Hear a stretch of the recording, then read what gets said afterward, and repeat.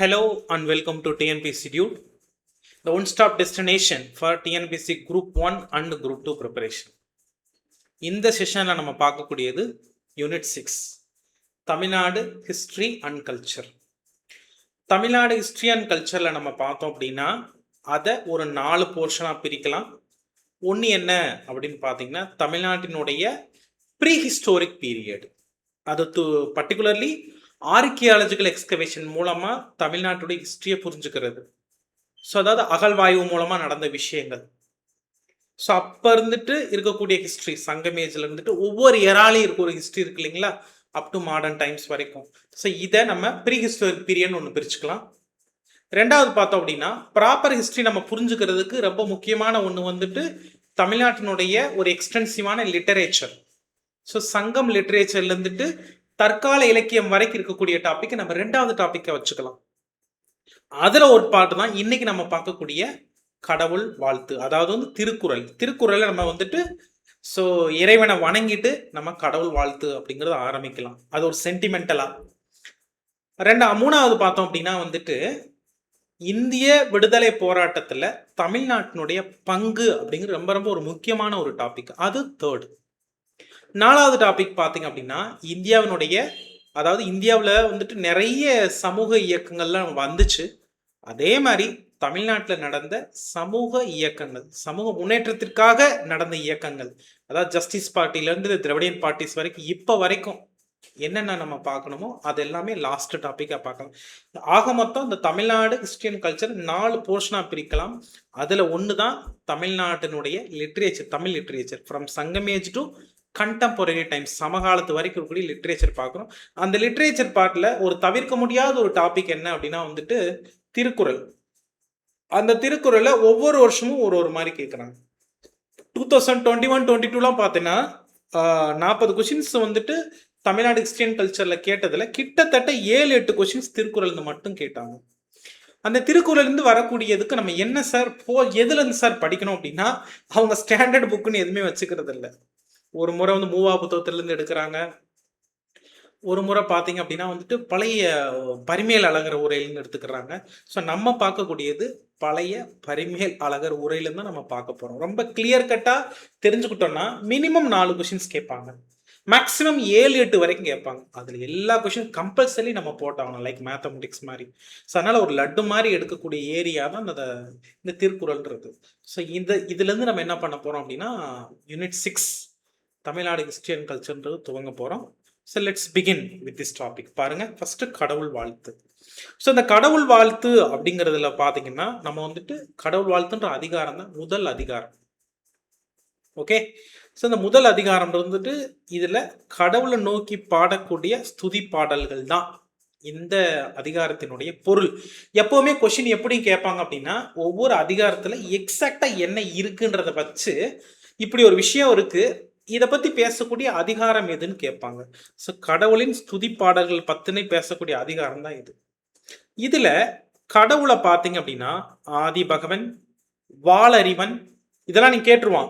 So இதெல்லாம் meaning என்னன்னு கேட்பான். கடவுளுக்கு கொடுக்கக்கூடிய மீனிங் திருக்குறள் என்னென்ன சொல்லி இருக்கிறாங்க. ஆதி பகவன், வாளறிவன், மலர்மிசை ஏகினான், மலர்மிசை ஏகினான், வேண்டுதல் வேண்டாமை இலான், வேண்டுதல் ஆசைப்படுறதும் இல்லை, எதுவுமே இல்லை, ஒரு நடுவு நிலைமையில் இருக்கிறவன் இறைவன்.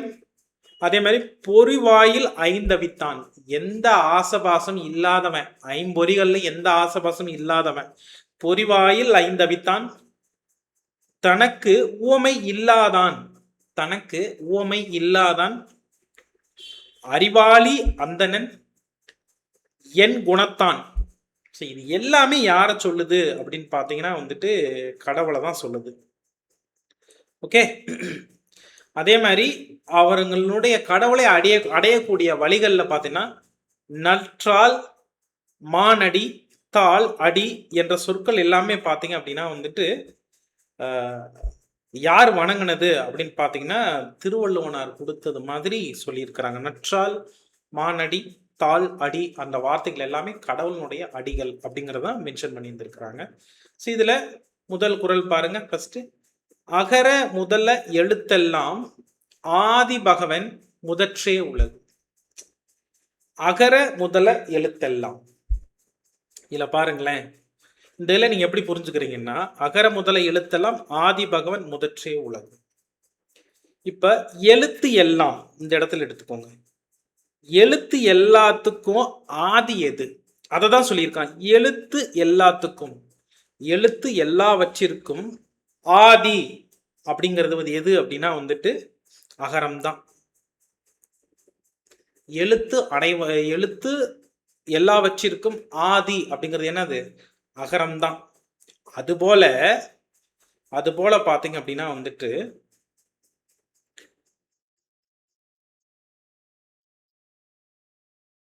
அதாவது இங்க என்ன சொல்லி இருக்கிறான்னா, சாரி, எழுத்து எல்லாவற்றிற்கும் முதல அப்படின்றது நான் பிரிச்சு படிக்கணும். முதல அப்படிங்கிறது முதல்ல வரக்கூடியது எது அப்படின்னா அகரம் தான். அதே மாதிரி பாத்தீங்க அப்படின்னா வந்துட்டு இந்த உலகம் இருக்கு இல்லைங்களா, இந்த உலகத்திற்கு எல்லாத்துக்கும்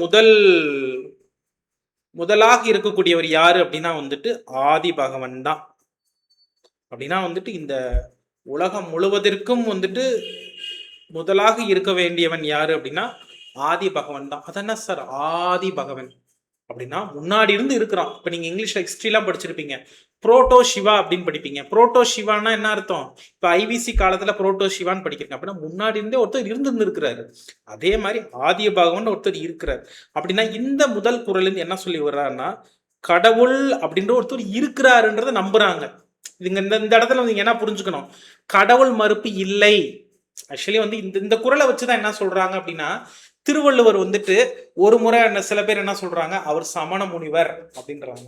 ஆக்சுவலி சமண முனிவர் அப்படின்னா சமணத்துல பாத்தீங்கன்னா வந்துட்டு கடவுள் அப்படிங்கிறவர் வந்துட்டு பொதுவாகவே இப்போ புத்த மதத்தவரை பொறுத்தவரையில கடவுள் அப்படின்றவங்க வந்துட்டு இல்லைன்னு சொல்லுவாங்க. சமணர்கள் என்ன சொல்லுவாங்கன்னா கடவுள் இருக்கிறாங்க ஆனா எங்களுக்கு கீழே தான் அப்படின்னு சொல்லுவாங்க. இங்க வந்துட்டு இந்த கான்ட்ரவர்சி நிறைய இருக்கு. ஆக்சுவலி வந்து பாத்தீங்கன்னா வந்துட்டு நம்ம திருவள்ளுவர் பாத்தீங்க அப்படின்னா வந்து சைவ சமயத்தை, சைவம்ன்றது பின்னாடி வந்திருந்தாலும் கூட இறை வழிபாட்டுல நம்பிக்கை உடையவராக தான் இருந்திருக்கிறார். இறை வழிபாட்டுல நம்பிக்கை உடையவராக தான் நிறைய குறள்கள் இருக்கு. அது என்னன்னு நம்ம பார்க்கலாம். ஸோ கடவுள் ஒருவர் உண்டு அப்படின்ற மாதிரி சொல்றாங்க. அது மட்டும் கிடையாது, அவர் உலகம் படைக்கப்படுவதற்கு முன்பே இருந்தார் எனும் கருத்தை வந்துட்டு எந்த அதிகாரம் சொல்லுது அப்படின்னா கடவுள் வாழ்த்து சொல்லுது. கேட்பாங்க ஸ்டேட்மெண்ட்ல கடவுள், அதாவது திருவள்ளுவனுடைய அவர் அசம்ஷன்ஸ் கொடுக்குறாங்கன்னு வைங்க. கடவுள் இருக்கு அப்படின்னா நீங்க வந்துட்டு ஒருவேளை திருவள்ளுவர் சமணமொழி ஒருவேளை கடவுள் இல்லைன்னு சொல்லிடுறாங்களோ அப்படி எடுத்துக்க கூடாது. கடவுள்ன்ற ஒருத்தர் இருக்கிறாரு, அவர் வந்து உலகம் படைக்குவதற்கு முன்னாடியே இருந்திருக்கிறாரு அப்படிங்கிறத இந்த குறள் வாயில நம்ம தெரிஞ்சுக்கிறோம். அப்படின்னா எழுத்துக்கு எல்லாத்துக்கும் முதல் அப்படின்னா அகரம் தான். அதே மாதிரி இந்த உலகிற்கு உலகம் எல்லாவற்றிற்கும் முதலானவர் யாரு அப்படின்னா கடவுள் தான். அப்படின்னா கடவுள்ன்றது நம்பிக்கை இருக்கா அப்படின்னா ஆமா நம்பிக்கை இருக்குன்னு தான் சொல்றாரு. அடுத்து பாருங்க, கற்றதனால்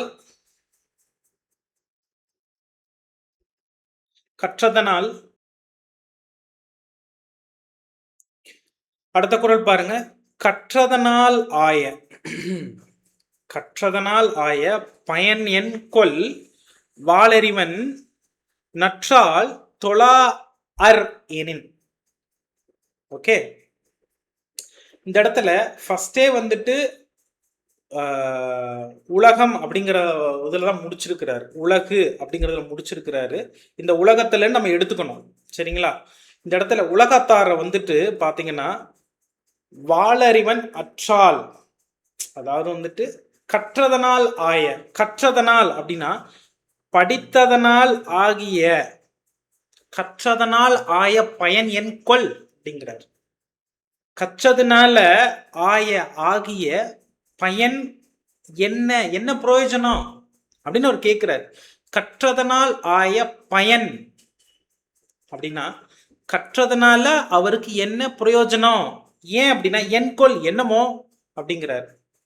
என்கொள் என்னமோ அப்படின்னா ஏன் அப்படின்னா வாளறிவன், அதாவது வாளறிவன்றது வந்துட்டு என்னது, வாளறிவன் நல்தாள் அப்படின்றது வந்து யார சொல்றாங்க அப்படின்னா கடவுளின் திருவடிகள். தாள் அப்படின்னா திருவடிகள். வாளறிவன்றது கடவுளையினுடைய திருவடிகளை தொழார் எனின், தொழுகாம விட்டார்னா, ஒருத்தர் வணங்காம விட்டார்னா, அவரு எத்தனையோ நூல்களை படிச்சிருந்தும் அதனால அவருக்கு ஒரு பயனை, அதாவது இது என்ன, இது கிட்டத்தட்ட என்ன சொல்ல வர்றாங்கண்டா, கடவுள் நம்பிக்கை அப்படிங்கிறத தாண்டி கடவுளை வணங்காம விட்டா அது மூலமா அவருக்கு ஒரு பிரயோஜனமும் இல்லைன்றாங்க. ஏன்னா அவருக்கு ஒன்றும் கிடைக்க போறது இல்லைன்றாங்க. ஒன்றும் இல்லை அப்படின்னு சொல்றாங்க. அப்படின்னா கற்றால் மட்டும் பத்தாது, வாளறிவனுடைய இறைவனுடைய அடிகளை வணங்கினால் மட்டுமே அந்த கற்றதனால் கிடைக்கக்கூடிய பயன் அப்படிங்கிறது அவருக்கு கிடைக்கும் அப்படின்றாங்க. புரிஞ்சதுங்களா? கற்றதனால் ஆய பயனின் கொள். கற்றதுனால ஆகியன்றது வந்துட்டு அதன் மூலமா வரக்கூடிய பயனின் கொள், பயன், அதனால வரக்கூடிய பயன் வந்துட்டு என்ன கிடைக்கும்? எப்போ? வாளறிவனுடைய நல்தாள், வாளறிவன் இறைவனுடைய நல்தாள் திருவடிகளை தொழல, வணங்கவில்லை அப்படின்னா, அப்படி இருந்தாருன்னா அவருக்கு ஒண்ணுமே கிடைக்காதே அப்படின்னு சொல்றாரு. நெக்ஸ்ட் பாருங்க. அப்படின்னா வந்துட்டு கடவுளுடைய அடிகளை தொழுவதனால என்ன பயன் கிடைக்குது? ஒன்றும் கிடைக்காதுன்றது முதல் குறள்ல சொல்றாரு. பயன் என்ன கிடைக்கும் அப்படிங்கிற அடுத்த குறள்ல சொல்றாரு பாருங்க.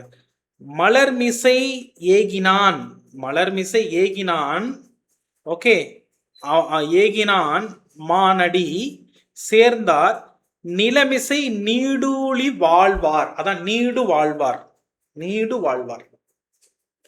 நான் ஏற்கனவே சொன்னேன், இறைவனை மலர்மிசை ஏகினான் அப்படின்னு சொல்லி இருக்கிறார். ஓகே தானே? அப்படின்னா மலர்மிசை ஏகினான் இறைவனுடைய மானடி, அப்படிப்பட்ட இறைவனுடைய கடவுளினுடைய திருவடிகளை சேர்ந்தவர் நிலமிசை நீடு வாழ்வார். நிலமிசை அப்படின்றது என்னது? நிலம் இசை அப்படின்னா இந்த பிரம்மலோகத்துல நீடு வாழ்வார், பல நாள் வாழ்வார், பல நாள் இருப்பார் அப்படின்னு சொல்றாங்க. புரியுதுங்களா? அப்படின்னா மலர்மிசை ஏகினான் மானடி அப்படின்றது வந்துட்டு கடவுளின் திருவழிகளினுடைய சேர்ந்தார் அப்படின்னா எப்பொழுதும் தியானிப்பவர், எப்பொழுதுமே அவங்கள பத்தி நினைக்கக்கூடியவங்க வந்துட்டு கண்டிப்பா இந்த நிலமிசை வந்து நீடு வாழ்வார், இந்த பிரம்மலோகத்துல என்ன பண்ணுவாங்க? பல நாள் நிலைத்திருப்பார்கள் அப்படின்றத வந்துட்டு இந்த குறள் சொல்லுது. அப்படின்னா இந்த கடவுளை தொழுவதனால் என்ன பயன் கிடைக்குது அப்படின்னா இந்த நிலமிசை என்ன பண்ணுவாங்க? நீடு வாழ்வார்கள் அப்படின்றத இந்த குறள் மூலமாக நம்ம தெரிஞ்சுக்கிறோம். அடுத்து பாருங்க. வேண்டுதல் வேண்டாமை இலான். அதான் நம்ம ஏற்கனவே சொன்னோம், வேண்டுதல் வேண்டாமை இலான். அது யாரு? கடவுள் தான். ஓகே, நல்லதும் வேண்டாம் கெட்டதும் வேண்டாம், ரொம்ப நடுவு நிலைமையில் இருக்கக்கூடியவன் யார்? இறைவன் தான். அந்த இறைவனுடைய அடியை, வேண்டுதல் வேண்டாமை இலான் அடியை சேர்ந்தாருக்கு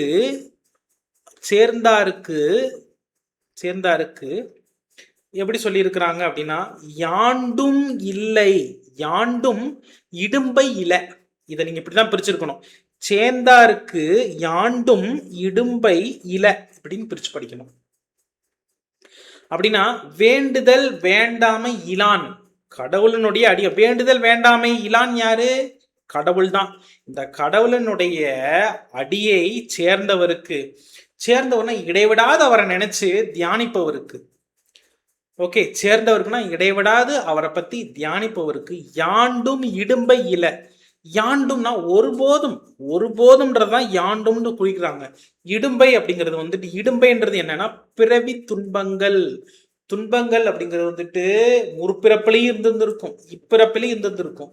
அப்படின்னா இந்த பிறவி துன்பங்கள் அப்படின்னா இப்பிறப்பில வரக்கூடிய துன்பங்கள் அப்படிங்கிறது இல்லை. அப்படின்னா இந்த பிறப்புல நீங்க துன்பங்களை அனுபவிக்காம நல்லபடியா வேலைகளை செய்யணும், இந்த நல்லா வாழணும் அப்படின்னா நீங்க கடவுளை என்ன பண்ணணும்? சேரணும் அப்படின்னு சொல்லி இருக்கிறாங்க. அப்படின்னா பிறவி துன்பங்கள் இல்லாமைக்கு காரணம், அதாவது அடுத்த குறள்ல இதை பத்தி பேசுறாரு. பிறவி துன்பங்களின் இல்லாமைக்கு காரணம் எது? அதாவது பிறவி துன்பங்கள் இல்லாம இருக்கணும்னா நீங்க என்ன பண்ணணும்? வேண்டுதல் வேண்டாமை இலானடி சேர வேண்டும் அப்படிங்கிறத இந்த குறள்ல சொல்லியிருக்கிறாரு. ஓகே, அடுத்து பாருங்க. அடுத்த குறளை பாருங்க. அடுத்த குறளை பிறவி துன்பங்கள் இல்லாம இருக்கு காரணம் என்ன அப்படின்னு சொல்லி இருக்கிறாங்க. சில பேர் பிறவி துன்பங்கள் இல்லாம இருப்பாங்க, அதுக்கு காரணம் என்னன்னு இப்படி சொல்றாங்க பாருங்க. இருள் சேர்,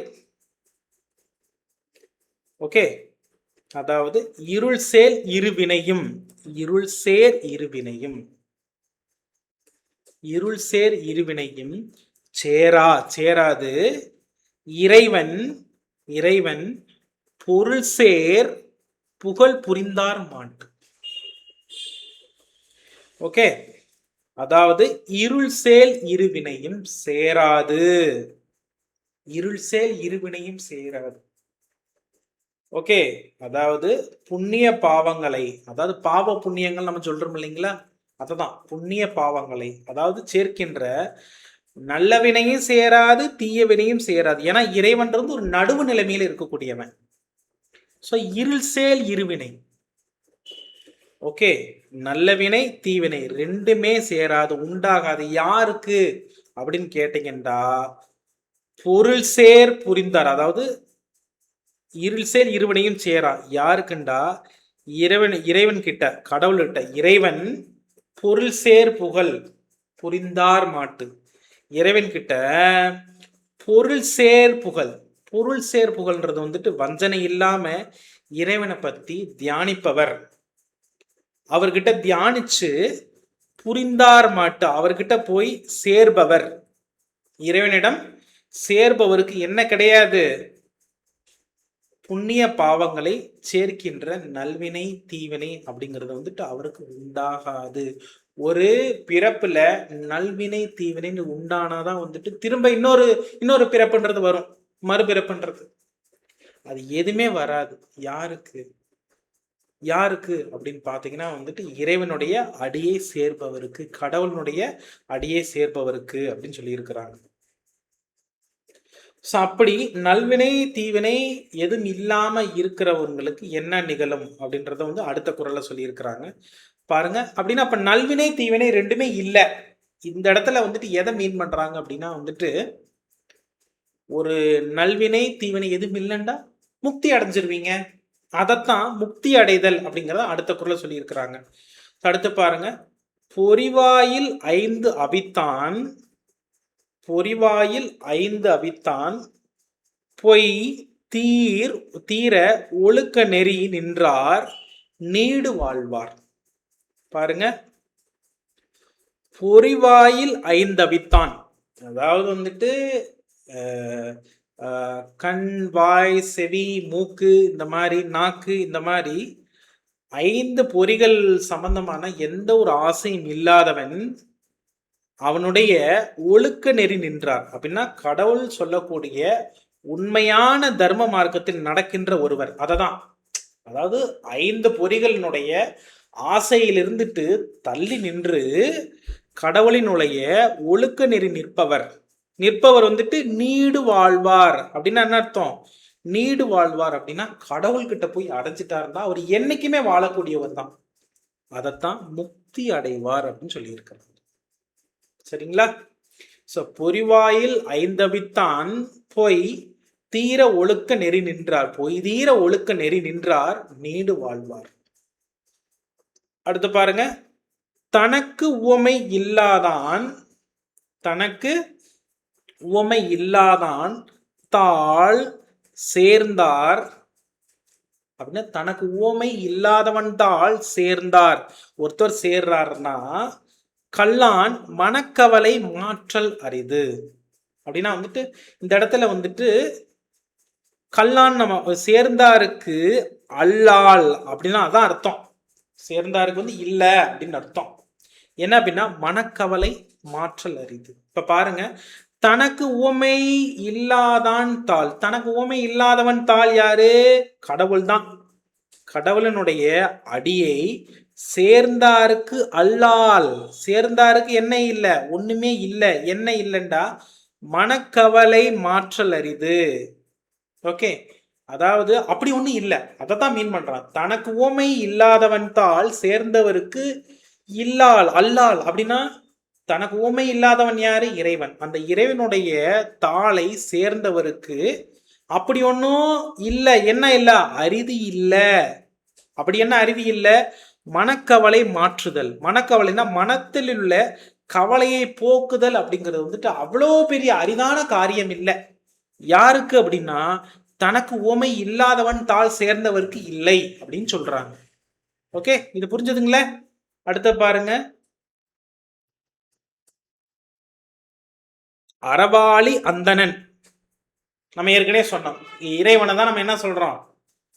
அறவாளி அந்தணன் தாள் சேர்ந்தாருக்கு கல்லால். அதைத்தான் அல்லான்ற சேர்ந்தாருக்கு அல்லால் அப்படி பிரிச்சு படிக்கணும். சேர்ந்தாருக்கு அல்லால் பிறவாளி நீந்தல் அரிது. பிறவாளி. ஓகே, ஸோ பாருங்க, அறவாளி அந்தணன் தாள். அறவாளி அந்தணன், அறத்தின் வழி வாழக்கூடிய ஒரு அந்தணன் தான் யாரு? இறைவன். அந்த இறைவனுடைய தாளை சேர்ந்தாருக்கு, அடியை சேர்ந்தவருக்கு அல்லால் அப்படி ஒண்ணு இல்லை. என்ன அது?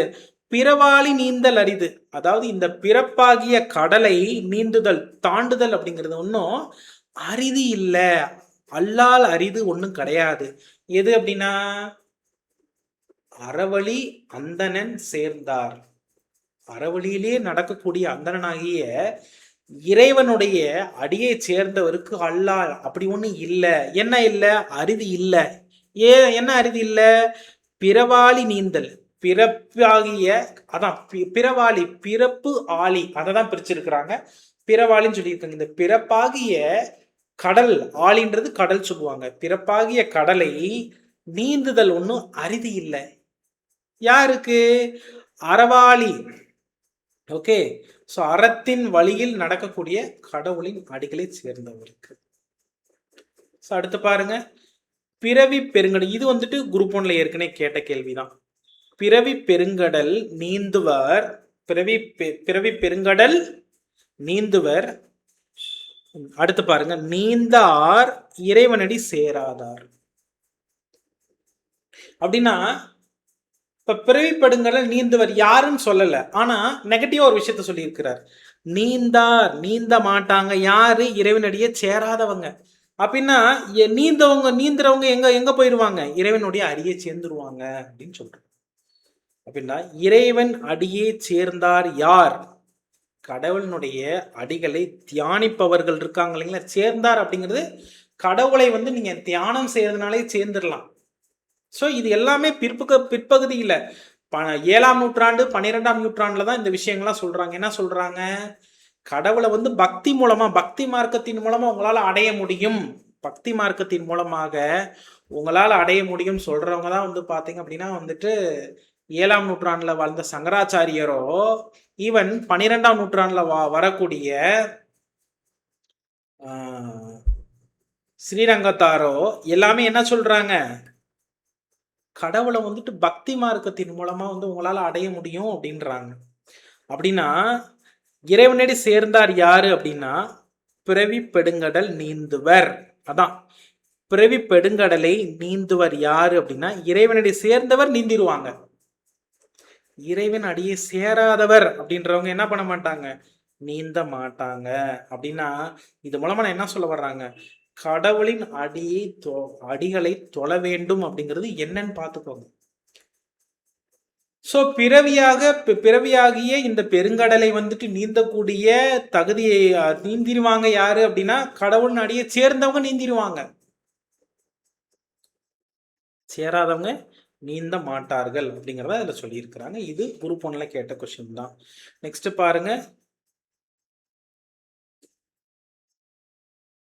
கோளில் பொறியில் குணமிலவே என் குணத்தான் தாளை வணங்காத தலை.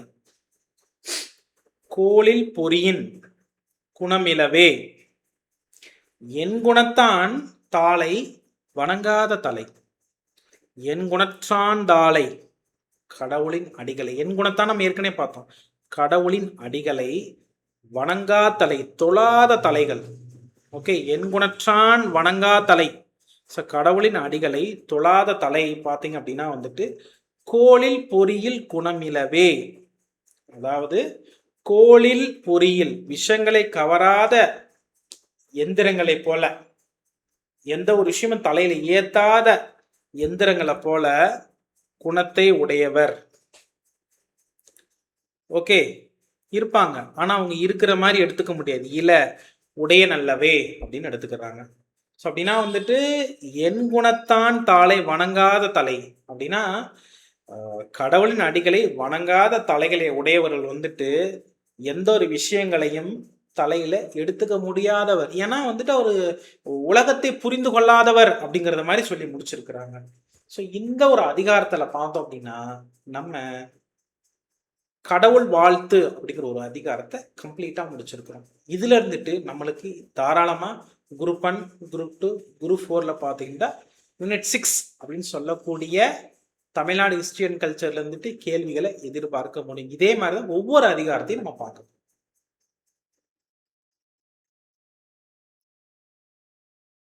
இப்போ நம்ம பார்க்கக்கூடிய தலைப்பு யூனிட் 6 தமிழ்நாடு ஹிஸ்டரி அண்ட் கல்ச்சர்ல நம்ம பார்க்கக்கூடிய தலைப்பு பார்த்தீங்கன்னா வான் சிறப்பு. திருக்குறள் வந்துட்டு எத்தனையோ விஷயங்கள் சிறப்பை பத்தி பேசுறாரு. அதுல குறிப்பா கடவுளுக்கு பிறகு அடுத்து பாருங்க இந்த இந்த அதிகாரம் பார்த்தா 2வது அதிகாரமா வச்சிருக்கிறாரு. முதல்ல கடவுளை வணங்குறாரு, 2வது வானத்தின் சிறப்பை பத்தி பேசுறாரு. வான் சிறப்பு பாருங்க. இந்த வான் சிறப்பு அப்படிங்கிற அதிகாரம் பார்த்தீங்கன்னா மலையின் சிறப்பு அப்படிங்கிறத தான் சொல்லுது. ஓகே, ஸோ கடவுளை தொழுதல்ன்றது வந்துட்டு எவ்வளவு முக்கியமோ அந்த அளவுக்கு ஒரு இந்த மனித குலம் வாழணும் அப்படின்னா உணவும் நீரும் வேண்டும். அதனாலதான் பார்த்தீங்க அப்படின்னா வந்துட்டு அதனாலதான் இந்த உணவும் நீரும் வேண்டும். இந்த 2மே வேணும் அப்படின்னா எது வேண்டும்? மழை வேண்டும். அதனாலதான் வந்துட்டு கடவுள் வாழ்த்துக்கு பின்னாடி எதையும் வச்சிடுறாரு? வான் சிறப்பை வச்சிடுறாரு.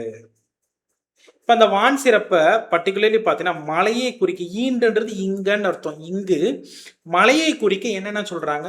மலை, வான், விண், புயல், வானம் என்ற சொற்களை பயன்படுத்துறார். மேகங்களை குறிக்க விசும்பு, எழிலி அப்படின்ற சொற்களை இங்க பயன்படுத்துறாரு. ஸோ இந்த இதில் நம்ம பார்த்தீங்க அப்படின்னா வந்துட்டு ஒவ்வொரு குறள்லையும் நம்ம என்ன பார்க்க போறோம்? சிறப்புகளை பார்க்கலாம். முதல் பாருங்க, வான் நின்று உலகம் வழங்கி வருதலால் தான் அமிழ்தம் என்று உணரப்பாற்று அப்படின்றார். ஓகே, வானின்று உலகம், இந்த உலகத்துல வான் நின்று என்னைக்குமே அதே இடத்துல நின்று வழங்கி வருதல். ஓகே, ஸோ இந்த உலகத்தில் உள்ள பொருள்களுக்கு எல்லாத்துக்குமே பார்த்தீங்கன்னா வான் நின்று அதாவது மழை நின்று வழங்கி வருதல் நாம் மட்டும்தான் என்ன நடக்குது? ஒரே இடத்துல மழை வந்து எப்பவுமே இருந்து வழங்கி வருதல், ஜீவித்து வருதலால் மட்டுமே நம்ம என்ன பண்ணணும்? இந்த இப்படிப்பட்ட வான் மலையை நம்ம என்ன சொல்றோம் அப்படின்னா நம்ம என்ன சொல்றோம்? வானத்தின் அமிழ்தம் அப்படிங்கிறோம். வானின் சிறப்பு வான் அப்படிங்கிறது வந்துட்டு வான் மூலம் தரக்கூடிய மலையை தான் நம்ம வான் அப்படிங்கிற வார்த்தையில சொல்றோம். இதை நம்ம ஆகு பெயர் அப்படின்னு சொல்லலாம். அப்படின்னால இந்த வானம் கொடுக்கக்கூடிய இந்த மலையை நம்ம என்ன சொல்லலாம்? அமிழ்தம் அப்படின்னு சொல்லலாம். அப்படின்னா அமிழ்தம் என்று உணரத்தக்கது. இந்த இடத்துல அமிழ்தம் அப்படிங்கறத நம்ம எதை சொல்றோம்? மலையை கூறுகிறோம். மலையை எது மேல ஏத்தி சொல்றோம்? வானத்தின் மீது ஏத்தி சொல்றோம். அதனால இது ஆகு பெயர். ஸோ வான் நின்று, இந்த உலகமானது வான் நின்று வழங்கி வருதலால் ஓகே, இந்த வானை நம்ம எப்படி எடுத்துக்கொள்ளலாம்? அமிழ்தம் என்று எடுத்துக்கொள்ளலாம் அப்படின்றாங்க. ஸோ வான் நின்று உலகம் வழங்கி வருதலால் தான் அமிழ்தம் என்று உணரல் பாற்று அப்படின்னு எடுத்துக்கலாம். ஓகே, ஸோ இதுல இருந்துட்டு எது அமிழ்தம்ன்றது? எது வானா மலையா? மலைதான் எக்ஸாக்டா சொல்ல வர்றது. அடுத்து பாருங்க, துப்பார்க்கு துப்பாய துப்பாக்கி துப்பார்க்கு துப்பாயதும் மலை. துப்பார்க்கு துப்பாய், இந்த இடத்துல மலை அப்படிங்கிறத நம்ம எடுத்துக்கலாம். இந்த மலை அப்படிங்கிறது என்னன்னா துப்பார்க்கு துப்பாய. துப்பார்க்கு அப்படின்னா யாரு? உண்ணுபவருக்கு துப்பு ஆய.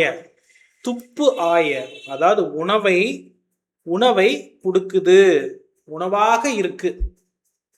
துப்பா இருக்கு, உண்பவருக்கு உணவாக உள்ளது. அது மட்டும் கிடையாது, துப்பு ஆக்கி. துப்புன்றது என்னது? உணவை துப்புன்றது உணவு. துப்பார் அப்படின்னா உண்பவர். சோ துப்பு உணவு பொருட்களை ஆக்கி அப்படின்னா உண்டாக்குதலும் யாரு தான்? இந்த மலை தான். அப்படின்னா துப்பாருக்கு துப்பு ஆய. ஸோ உண்பவருக்கு உணவாக இருந்து உணவை உருவாக்கி துப்பு ஆக்கி திரும்ப துப்பாருக்கு உண்பவருக்கு துப்பாயதும் மலை உணவுமாக இருக்கக்கூடியது என்னவா தான் இருக்கு? மலையா தான் இருக்கு அப்படின்றாங்க. ஸோ மலை அப்படிங்கிறது உண்பவருக்கு உணவாகவும் அந்த உணவை உருவாக்குவதற்கு காரணமாகவும் மலை தான் இருக்கு அப்படிங்கிறத நம்ம இது மூலமா நம்ம புரிஞ்சுக்கிறோம். இந்த இடத்துல துப்பார் அப்படின்னா உண்பவர், ஓகே, துப்பு அப்படின்னா உணவு பொருள், அதை நீங்க புரிஞ்சுக்கணும். அடுத்து பாருங்க. அப்படின்னா இப்படிப்பட்ட மழை பெய்யாவிட்டால் என்ன குற்றம் நடக்கும்னு பாருங்க. இந்த மழை பெய்யாம விட்டுக்குன்னா என்ன குற்றம் நடக்கும், என்ன பிரச்சனை நடக்கும் நாட்டுல அப்படின்னு பாருங்க. விண் நின்று பொய்ப்பின், ஒருவேளை விண் நின்று பொய்ப்பின் பெய்யாம தவறி போச்சுன்னா, விண் நின்று பொய்ப்பின் மழை நின்று பொய்ப்பின் நின்று பொய்த்து போனால் இந்த விரிநீர்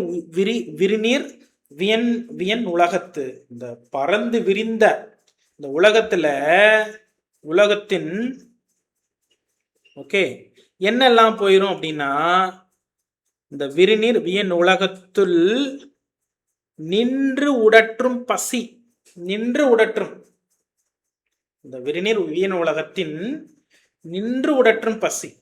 எப்படி ஒண்ணு இந்த பசின்றது என்ன பண்ணுமாமா? நிலைத்து துன்புறுத்துமாமா அனைத்து மக்களையும்.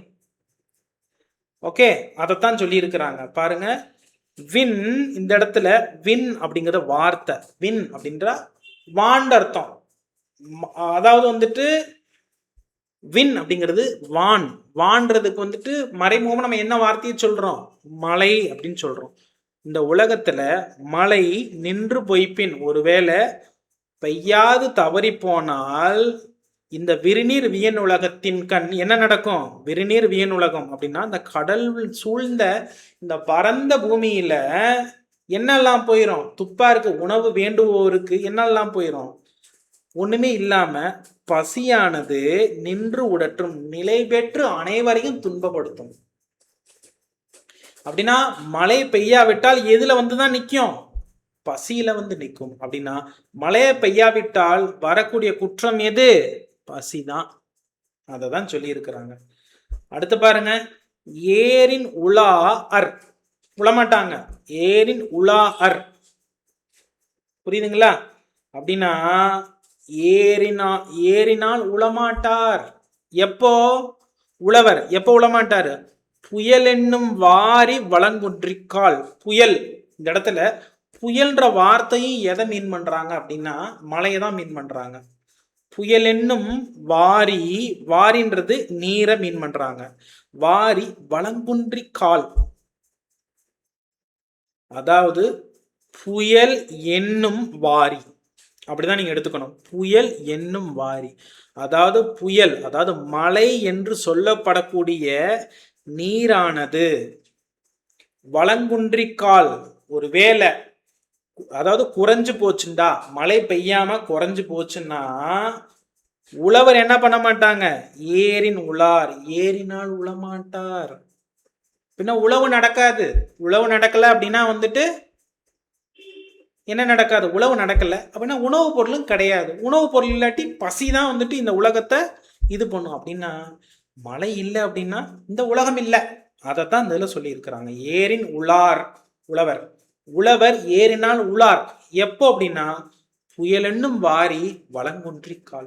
இதுல இப்படியே ஸ்டேட்மெண்ட் கொடுத்துட்டு எங்கேயா டேஷ் போட்டு ஃபில் பண்ணுங்கன்னு கொடுத்து விட்டுருவான். அதை நீங்க பாத்துக்கணும். அதே மாதிரி இந்த அதிகாரத்தை கொடுத்து இந்த அதிகாரம் எந்த அதிகாரத்தின் கீழே வருது அப்படின்னு கொடுத்துருவாங்க. வான் சிறப்பு ஆப்ஷன்ல வான் சிறப்பு, மலை சிறப்பு இந்த மாதிரிலாம் கொடுத்து விட்டுருவாங்க. அதனால அதிகாரத்தை வந்து ரொம்ப தெளிவா நீங்க வச்சுக்கணும், இல்லாட்டி தப்பு நடக்கிறதுக்கு பாசிபிலிட்டி இருக்கு. அடுத்து பாருங்க. கெடுப்பதும் கெட்டாருக்கு சார்வாய் சார்பு ஆகி, அதான் அர்த்தம். கெடுப்பதும் நீங்க எப்படி பிரிக்க, இதை எப்படி பிடிக்கலாம்னு சொல்லுங்க. கெடுப்பது அதுதான். கெட்டாருக்கு சார்பு ஆகி இருக்கிறது அதுதான். மற்றாங்கே எடுப்பதும் எல்லாம் மலை. கெடுக்கிறது அதான். கெட்டு போனவங்களுக்கு சார்பு ஆகி துணையா இருக்கிறது அதுதான். ஓகே, ஆங்கே அப்பொழுதே உருவாக்குறது அதுதான். இப்போ உண்மை என்ன பார்க்கலாம் பாருங்க. கெடுப்பதும், கெடுப்பதும் அப்படின்னா துன்பப்படுத்துவதும், கெடுப்பதும் துன்பப்படுத்துவதும் அதான். அது மட்டும் அல்லாமல் கெட்டவருக்கு, துன்பப்பட்டவருக்கு சார்வாய் இருக்கிறதும் அதுதான். சார்வாய் அப்படின்னா துணையாய் இருக்கக்கூடியது அதுதான். ஓகே, ஸோ மற்ற ஆங்கே, அதுதான் ஆங்கேண்டா அப்பொழுதே, அப்பொழுதே வந்துட்டு துணையா இருக்கக்கூடியது அதுதான். எடுப்பதும் எல்லாம் மலை. எடுப்பதும் அப்படின்னா துணையா இருந்து அங்கே உருவாக்குவதும், எடுப்பதுன்னா உருவாக்குவதும் ஆக்குவதும் எதுதான்? மலைதான். அப்படின்னா உலகம், அதை தான் கடைசியில் எல்லாம் மலைன்னு முடிக்கிறாங்க. ஸோ இதுக்கு முன்னாடி இந்த குரல்ல பார்த்தீங்கன்னா உலகம்னு சொல்லி முடிச்சிருப்பாங்க. இந்த குரல்ல பார்த்தீங்கன்னா இந்த உலகம் அப்படிங்கிறது வந்துட்டு மலையானது உலகத்துல உள்ளார வந்துட்டு கெடுக்கிறதும் மலைதான், கெட்டு போனவங்களுக்கு துணையா இருந்து உருவாக்குவதும் மலைதான் அப்படின்னு சொல்லி முடிக்கிறாங்க. ஸோ மலையின் பண்பு என்னது அப்படின்னு கேட்டீங்கன்னா, சரியான நேரத்துல பெய்யாம விட்டுச்சுண்டா கெடுக்கும், சரியான நேரத்துல பெஞ்சிச்சுண்டா உருவாக்கும். இந்த ரெண்டு வேலையும் செய்யறது மலைதான். சரிங்களா? அதே மாதிரி மழை இல்லாமை உலகத்தாருக்கு பசி உண்டாக்குவதும் ஓகே மழையா தான் இருக்கும். அதே மாதிரி உலகத்தை வந்து நிலைபெற செய்வதும் எதுவாக தான் இருக்கும்? மழையா தான் இருக்கும். ஸோ கெடுப்பதும் மழைதான். அதே மாதிரி கெட்டாருக்கு சார்பா இருக்கிறது எதுதான்? மழைதான். ஆப்ஷன்ல கெட்ட, இந்த இடத்துல கெட்டாருக்கு சார்பு எது அப்படின்னு ஆப்ஷன்ல இறைவன், மலை இப்பெல்லாம் கொடுத்து விட்டுருவாங்க. இந்த இடத்துல எதுதான் சார்பு? எதுதான்? மலைதான். அடுத்து பாருங்க, விசும்பின் துளி, இப்படி பிரிச்சு படிக்கணும். விசும்பின் துளி வீலின் அல்லால், வீலின் அண்ணால் மற்றும் ஆங்கே பசும்புல் காண்பது அறிவு.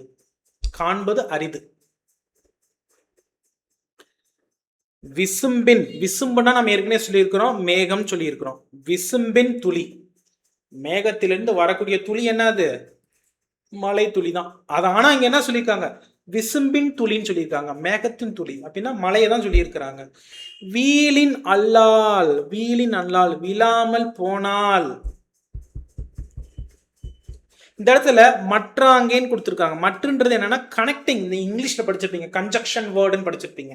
அதே மாதிரி தான் இது கனெக்டிங், ஒரு அசைச்சொல். அசைன்ற கனெக்டிங் வேர்டு தான். மற்ற ஆங்கே, அங்கே பார்த்தீங்கன்னா அப்பொழுதே.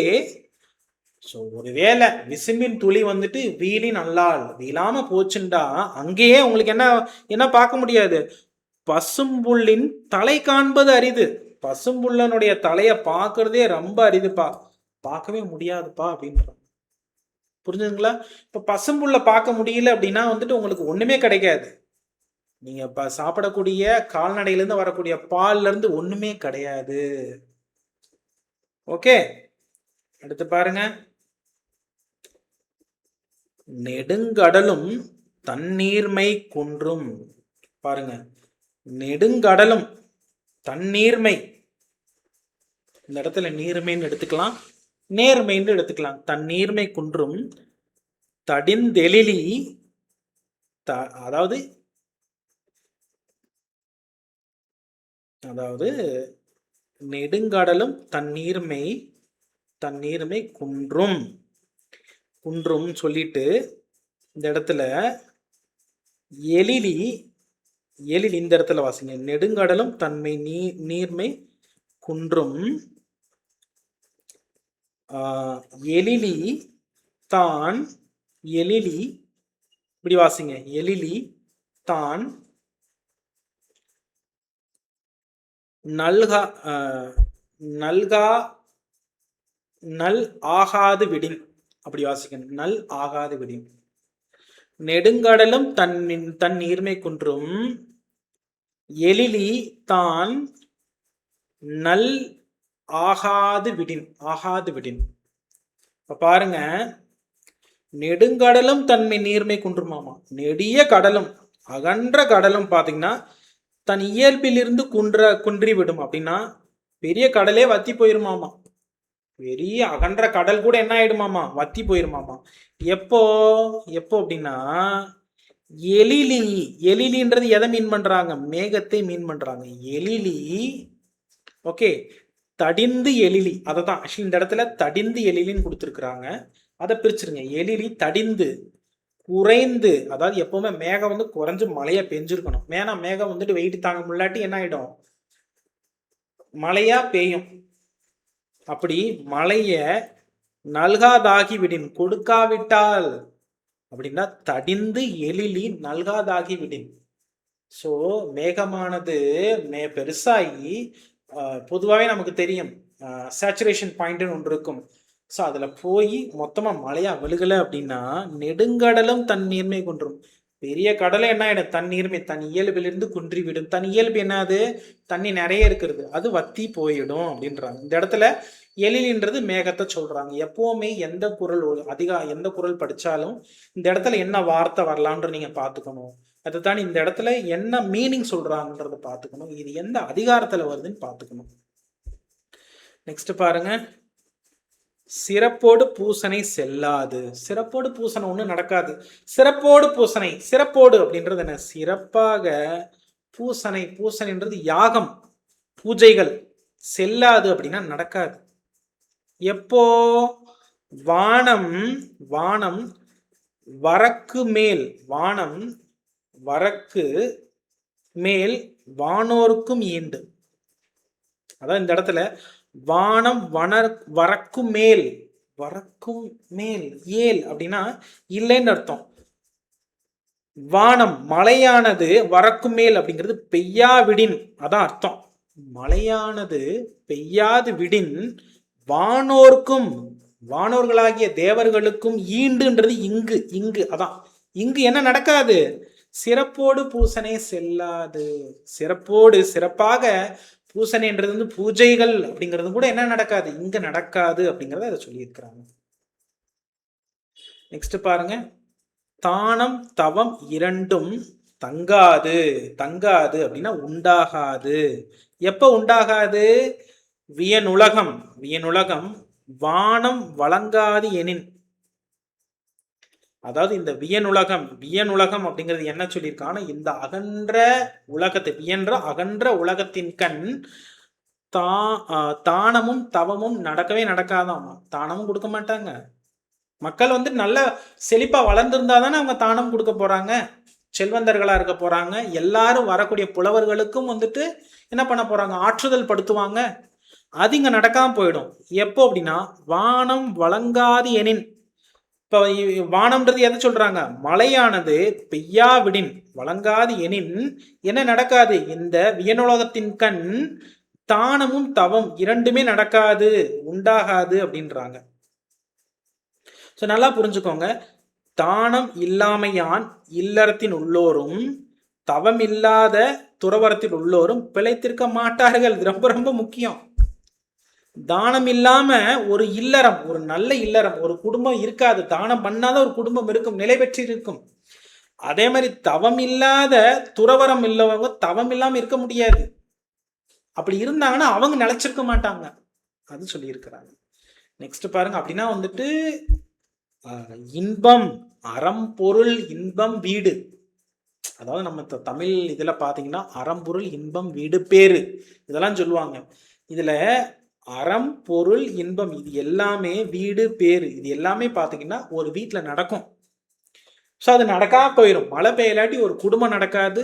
அதே மாதிரி எந்த முனிவரும் இந்த நாட்டில் இருக்க மாட்டாங்க. நெக்ஸ்ட், நீரின்று அமையாது உலகு.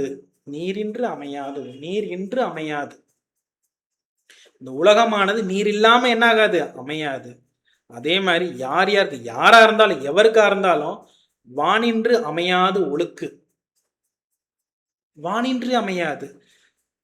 அதாவது வானின்று மழை இல்லாமல் என்ன நடக்காது, நீரோட்டம்ன்றது வந்து இந்த உலகத்தில் நடக்கவே நடக்காது. இந்த இடத்துல என்ன சொல்லியிருக்காங்கண்டா, நீரின்று அமையாத உலகு. நீர் இல்லாம இந்த உலகியல் அப்படிங்கிறது நடக்குமா? நடக்காது. அதே மாதிரி நீர் இல்லாம அந்த உலகம் வந்துட்டு தூய்மை பண்ணி இருக்க முடியுமா? கண்டிப்பா முடியாது.